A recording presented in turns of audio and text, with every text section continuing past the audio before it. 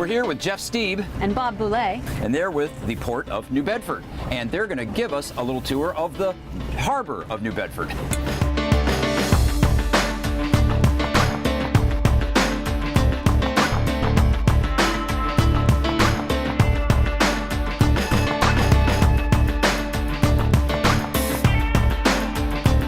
We're at the public dinghy dock here, right? This is kind of where all the transient boaters would probably bring in their dinghy, obviously tie it up and access downtown. That's correct.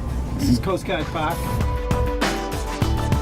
Obviously, New Bedford's a really busy commercial port. You have to watch out for some things like this, right? It's a working harbor. What's going on with the barge there that we just passed? It's just part of the construction for the South Terminal. Bob, tell us about the hurricane barrier. It's pretty extensive. Look at it. Yeah, it's 4 miles long. It's one of the largest barriers on the East Coast. It took them 4 years, 62 to 66. It's 150 feet wide. The gates close, but there's a tunnel that goes underneath, so the workers can get from one side to the other. Oh, really? 40 feet down. Oh, no kidding. Really? So it was amazing when they built it and put this corrugated dam and started pumping it out. I rode my bike down the next day. I wanted to see what the bottom of the harbor looked like. We actually snuck down it with shovels because the Hardy Boys were on TV.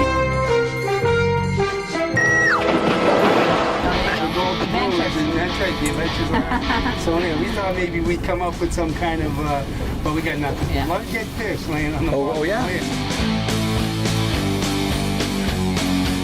This was built in 1849, one of the older lighthouses on the East Coast. Ned's Point light, maybe a little older, but I think the same people build it. They look identical. They do. They do. What should mariners know about the approach to New Bedford Inner Harbor? It's pretty clear. The channel's well marked when you're coming in from Buzzards Bay. How about once you're in the harbor, Bob? Again, it's a straight shot. You can see the New Bedford Haven Bridge.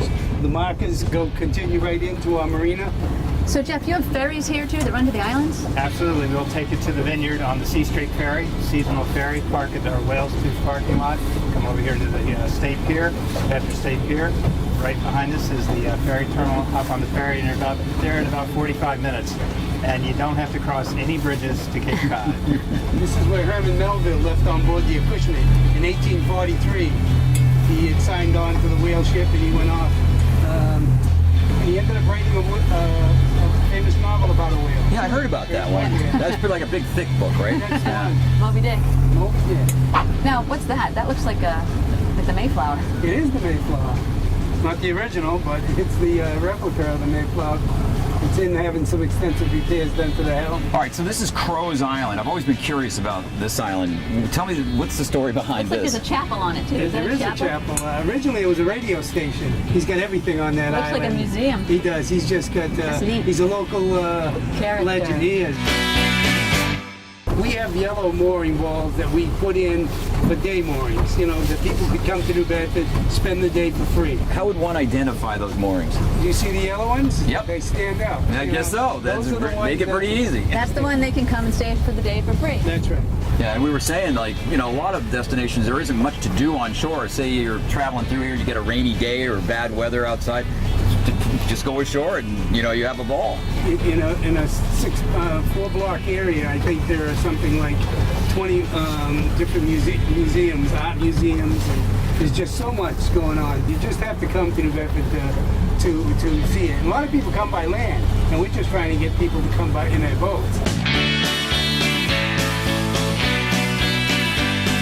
Well, that wraps up our little tour of New Bedford Harbor. Hopefully it's shown you some of the things you need to know as a recreational boater when visiting the harbor. For more information, visit portofnewbedford.org or newenglandboating.com. You can find tons more information for recreational boaters on our website.